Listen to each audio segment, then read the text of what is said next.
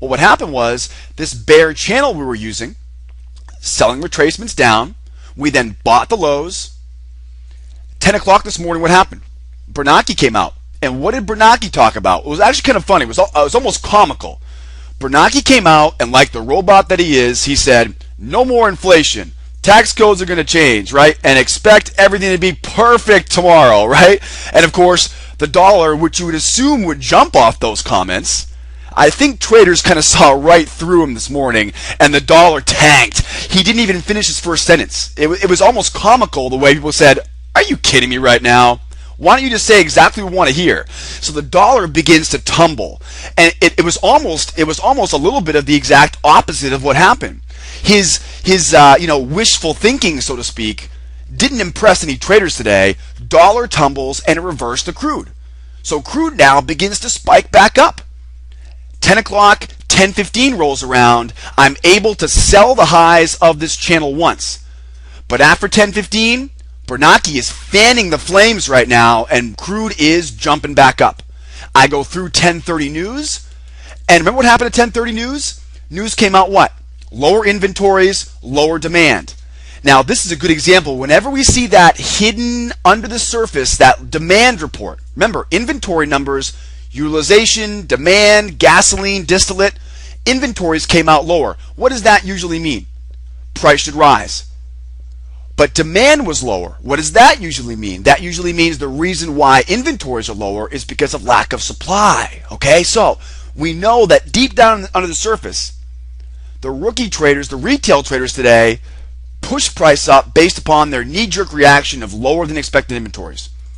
But like I said, professional traders will look at demand. And so demand came out lower than expected, and we said, guys, we think this market got it wrong. Remember this big bull channel we had here? Okay, well, what happened here was once we got through, one more time here, once we were able to get through 10 o'clock, Bernanke starts flapping his gums, right? And of course, up at the top of the channel, I sell the highs of the channel. Doesn't last very long though, because it breaks right through. And I sit on hands through 10:30.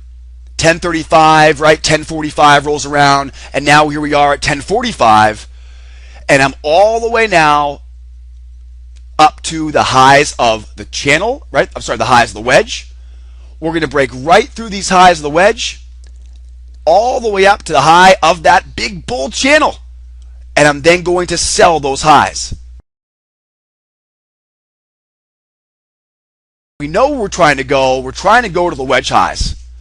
Even though I thought they were wrong, I still can't do much about it. I got to wait for a chance to sell at resistance. So I looked for a chance to sell here at the wedge highs. You'll notice we didn't get anything here to fall. It's an outside day now, so we look to buy pullbacks, but then we find ourselves up at the channel highs.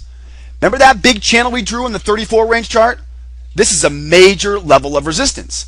And I said, all right, guys, here's your perfect time. This is the perfect spot.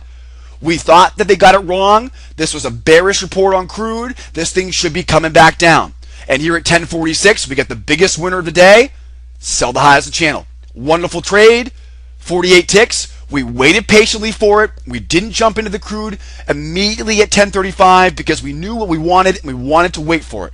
10:46, we get to sell off the highs there. 48 ticks, guys, almost $500. We then see, of course, the buyers start coming back in. Sellers now fail. We sell the highs. Look at that candlestick right there.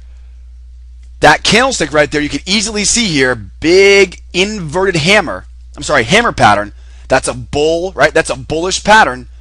And so, of course, now we take a wave pattern long, thinking now we're going to go right back up and test those highs again.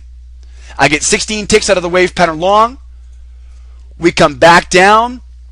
And if you recall, dollar at this point hit new lows again. Dollar kept dropping. When the dollar hit new lows, two-step pattern long into a wave pattern long. 11:25, another 31 ticks. 11:15, another 42 ticks.